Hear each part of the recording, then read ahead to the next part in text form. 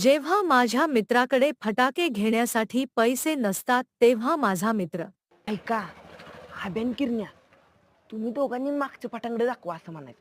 तो माणूस माग वळला की मी निक्या पुढचं पटांगड गायब करतो. गावलो तर एकमेकाची ओळख नाही असं वागायचं. एक गावल पण बाकीचे सुटतील की, आणि जो गावल ना त्यानं कुत्र्यागत रडायचं. कुत्र कसं रडतं रे माझ्या, दाखव. तू नुसता रड, वाटतंयस कुत्र्यागत. आई घाल की माझ्या.